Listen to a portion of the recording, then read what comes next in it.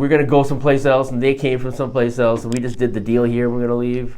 Like, you couldn't, set up a bed and breakfast over there, and then, have a little exactly. business.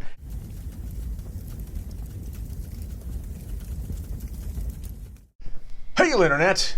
It's Paul. It's Matt, the Dork Lords. We are here talking about the Book of Boba Fett, the Season 1 finale, In the Name of Honor. We open with Boba and Fennec standing in the ruins of the recently bombed out casino. Notably, no Max Rebo. I think he's safe. And we get reminded. They didn't do a full check of the rubble. I mean, that's a good point. They turn over a rock. No. We get reminded that we are at war. It's Boba versus the Pikes. Bring on said war. All right. We end with Mando and Grogu heading off in their Naboo fighter, probably to Mandalore, one would think. Grogu taps on the glass of his droid compartment. You had guessed correctly earlier that might be where Grogu's going to sit. I wasn't alone in that. No, you were not. Guess. You were not. Taps on the glass until Mando activates the nitro booster, whatever, ying, and they zip back to the Mandalorian show, Season 3. Mid-credit scene shows Cobb Vanth in a bacta tank about to receive mechanical parts a la Fennec. So there you go. Paul, before we launch into specifics, what did you think of the season finale? Well, there were things that I liked, and so ultimately, I guess I'm letting those be the stronger ones. Like, I like the battle between the droid and the creature. I like that. They leaned into the Rancor. We would be like, "Woo!" They brought him out. It's a good effect. Yeah, I like the Rancor it's funny. as well. It's not like that part of it really stands out in the Return of the Jedi for me. All that creature is capable of. Right, so we get to see him outside. He should be walking around on all fours all the time. I don't think I had imagined him, jumping up on his hind legs. Pretty agile, actually. Yeah, got the King Kong moment hanging off the building. So yes, that that was cool, I guess. And there were some little fight moments. Even though it's not like I was really looking forward to the fight. Right, you're not really the big fight choreography guy. That's a little more. I mean, more me usually. It's a nice element, but it shouldn't be. It's not like, oh boy, I can't wait to see the fight.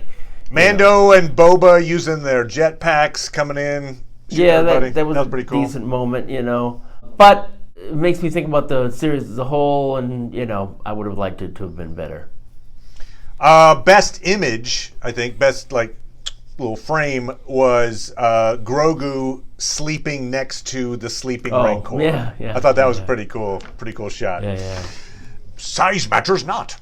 Right, there was some stuff to like in it, but it felt like, legitimately, as I was watching it, somewhere around the middle of the big battle in Mos Espa, I was reminded of watching an episode of Rebels. Like I was about to get hit with a bunch of commercials for kids' toys. It felt. To be fair to Rebels, there are some episodes that are really good, but there were a lot of episodes where I was watching Rebels and thinking, I'm not really the demographic. I don't think I'm, and so here it kind of felt like a cartoon in a way. Like the battle was so simplistic. None of the strategies really made sense. If they were put to any kind of test, you're like, really? Sure. So it kind of became like my action figures or fight your action figures. But to that end, Boba on a Rancor. All right, let's do it. Versus a droid, he got like a kaiju fight essentially. So yeah, it was watchable. It just you don't think about it, because if you do, like we do on this show, it's what we're supposed to do on this show. It's like, hey, let's think through things. You can overanalyze this and make it less good. Let's put it that way. Superficially, it was fun to watch. I don't think a lot of it made sense. Like, for instance, their initial plan, it's like, what? They were like, all right, we got the city locked down, which means we have one person in every sector. Like, do you think that's sufficient? To be fair, in some there was 2. So there were 2, right? Our 2 casualties. We didn't predict the Gamorreans. Yeah, we didn't. Gamorreans are our 2 casualties. Yeah, they were together. They stand together at the edge of a cliff, waiting for the enemy. I wonder what the enemy might do if we were standing on the lip of a cliff. Anyway, so rest in peace, orcs. Sure. They met their end. So they were the casualties for the show. It's one of the things where when you start seeing that it's kind of simplistic, you start looking for the simplistic things, and see there, it's simplistic. Sure. One thing that was like the Vespa kid and the Freetown kid have to unite to take out the droid. So they go up onto the rooftops, and then Vespa kid's like, "Hey, I'm gonna draw the droid's fire," and so does, like, pew pew pew. Droid turns, starts shooting at him. Thing is, they're sitting right next to each other. Like, if you're gonna draw fire, maybe sit 10 yards away? I don't know. Like, what I'm going to do is make the droid look right at us and shoot at the 2 of us. All right, great. Boo, boo, boo, boo, boo. It's like, what kind of planning? Anyway, so things like that, you were like, oh, no, shoot. This guy had to do a little dance move before he made a shot. Oh, right. Oh, we had the knee cannons for Boba go off, which is a that was good. Why not use the ship? We saw Boba in the ship, like, take out the framed biker gang. Yes. In seconds. So, like, dink.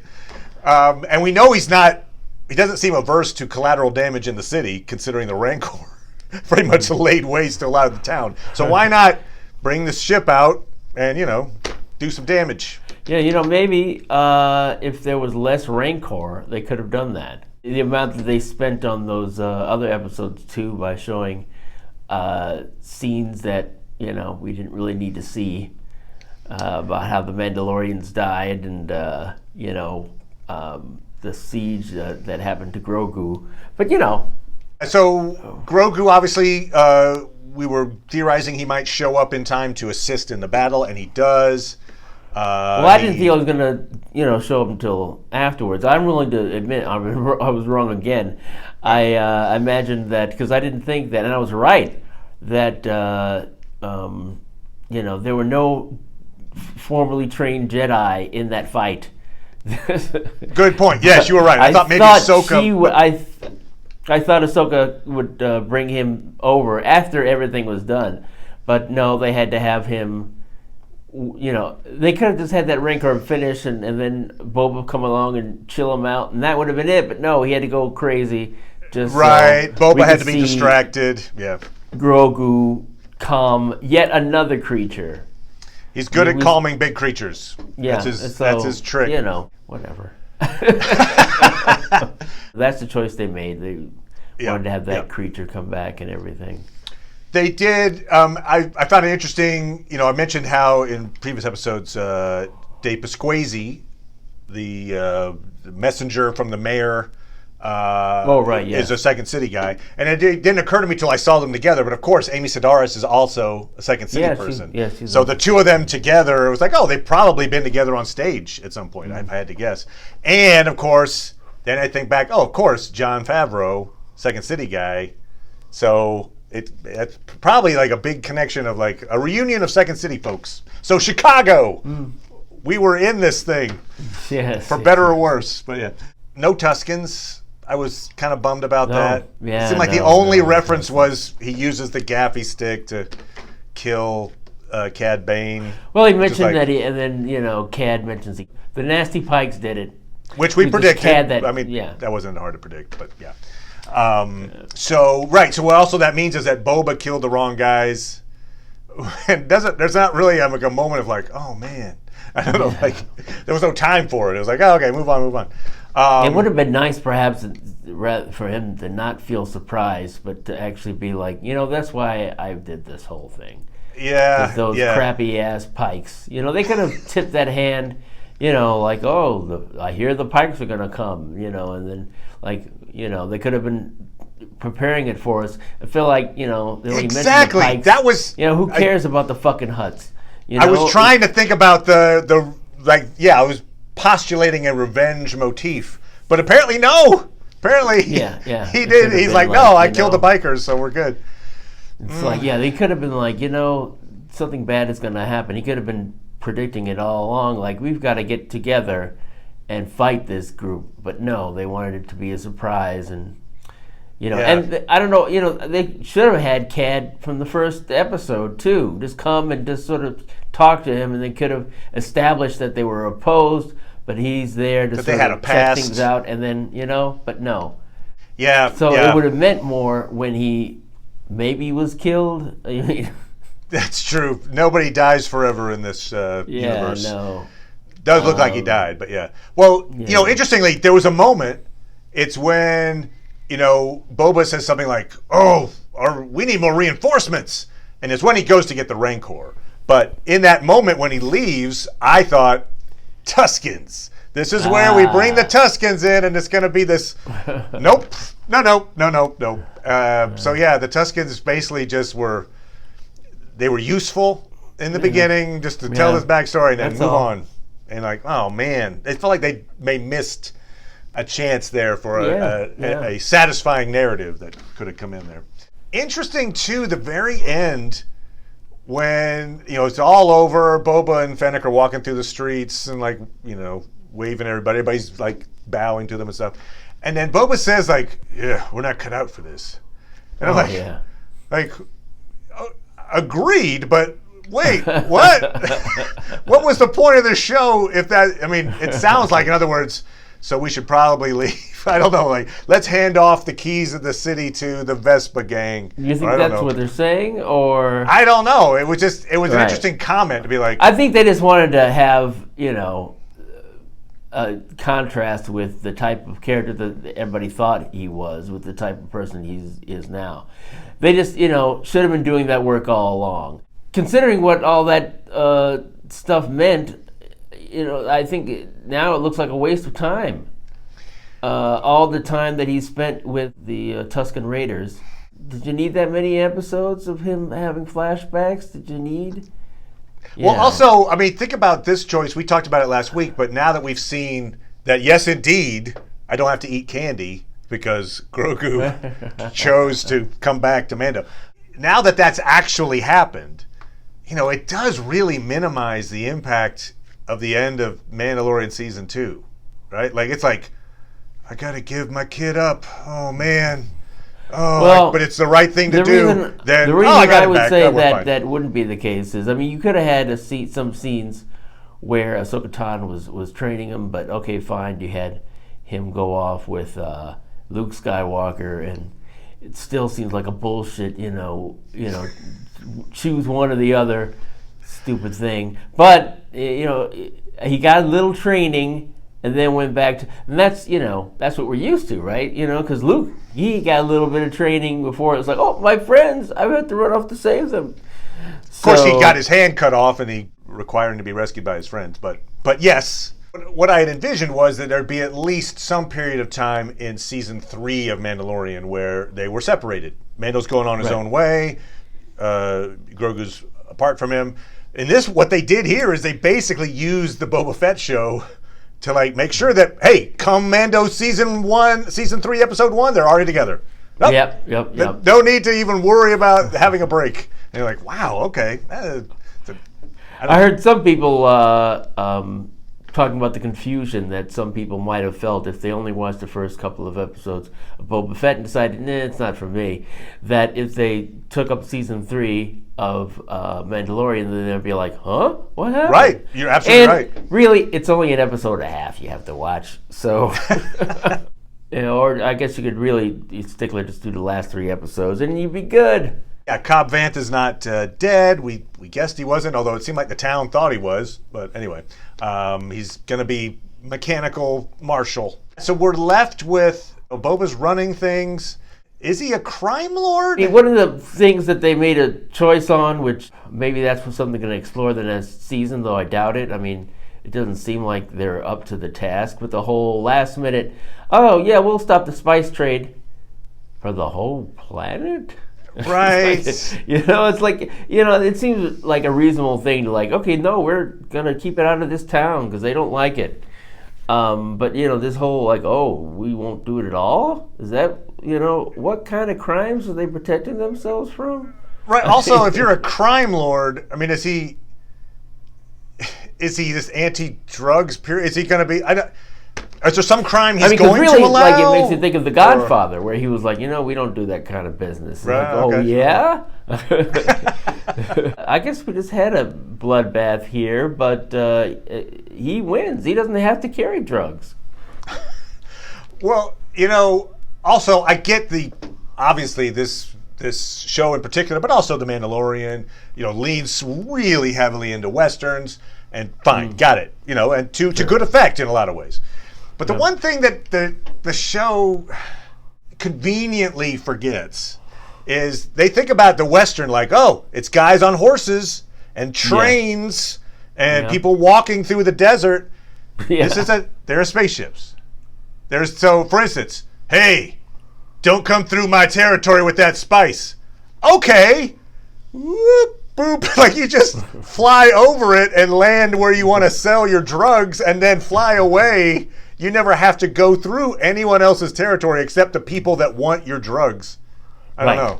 Like, it seemed like a false obstacle. It was like, really? Like, you arrive in spaceships, then get on a train, then go through the countryside, and then have to pay people or kill them to keep from paying them. Like, just use the ship to go to the place. Well, I mean, presumably, it's like that one scene where he killed everybody. They were doing a deal, but, presumably, I guess they were going to sell it in his area.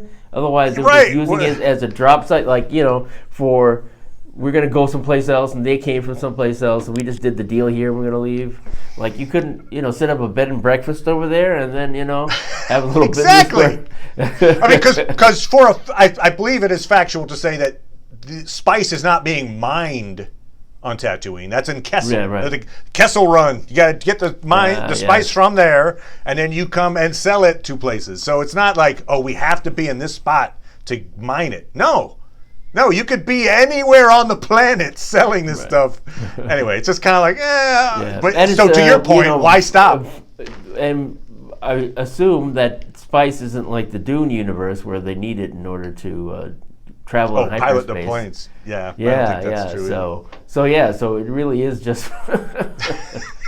Yeah, it's an artificial problem that is like, okay, fine, you're right. It's the old West. We got it. But yeah, so they just kind of basically Fennec goes in and assassinates all the big key players, settling all the family business. And we assume that the Pikes won't come back. And what is the conflict then if there is a season 2? Maybe there won't be. Well, I mean, I guess it was only a couple of maybe it was only a couple of family heads, or I guess it could be the children or lower lieutenants of these other crime lords that know to. That's true. I'm the son of so and so, but some might challenge him. And to that point, we also had the fact that all of the crime lords or the people that run the different districts all betrayed him. Yeah. So that whole meeting where he's like, "Look, I need you to just remain neutral." Complete waste of time. It was a complete waste of time. And it's funny because Mando, calls him out. He's like, "Yeah, actually, that was kind of a smart move, frankly." They sided with the side that's probably going to win. So, good on him. So it feels like when Boba says, "I'm not cut out for this," he's like, "Yeah, you kind of didn't do a very good job at this whole crime lord thing." He did, he got a Rancor. The Rancor. He stopped the Pikes. They left. And it looks like people respect him now because they bow and offer him food. He got a melon. Yes. We'll call back to the Tuscans giving him a melon. So there you go. There's your Tuscan callback right there. I assume they've set them up now so that at some future time, let's say Mando comes back to Tatooine or whatever. Oh, there'll be Boba and Mos Espa will be a town, and you'll see the regulars, basically. You'll see Max Rebo. Well, not playing the casino anymore, but, They're still getting a lot, mostly goodwill and interest because of Star Wars. It's Obi-Wan interesting to me show was that, announced. So there's talk that they may drop an Obi-Wan trailer during the Super Bowl. So that may be a thing. Oh, that to shows some compete footage. with Lord of the Rings? There is no competition with Lord of the Rings. But yes, they'll be trying to compete with Lord of the Rings. But yeah, so I think overall, it was watchable. I did enjoy watching Boba Fett for the most part. It wasn't as good as maybe it could have been. I felt like there were maybe some story beats that they definitely. they dropped that they. Yeah, and I think, again, I hate to blame COVID for everything, but I feel like if that wasn't a factor, they would have put in as much as Game of Thrones put in for the battle of the bastards. Mm-hmm. It's like that's what you want to see. You want to see a whole bunch of people, and the fact that it's in a city, okay, fine, but I feel like it should have been more people, and we didn't see that. It's true. It wasn't. It didn't really meet the definition of war as much as it was like shootout. It was like, okay, we had our 10, 15 folks shooting at your 30 folks. Like, okay, okay, good. But we'll be back talking about Peacemaker, and then obviously when Moon Knight comes back around, we will be talking about Moon Knight as well. Sure. And I've got a lot to talk about when it comes to the Lord of the Rings. Not only is the trailer coming for the Super Bowl, but they just released a huge Vanity Fair article full of photos. There's a lot to talk about. Some good, some bad, actually. Yeah, so, Matt's mad. Yeah, a little. Okay, but yeah, anyway, we'll talk about it. I'll be talking about that early next week. But anyway, thank you, Paul. As always, good sir. And we'll see everybody next time. Bye.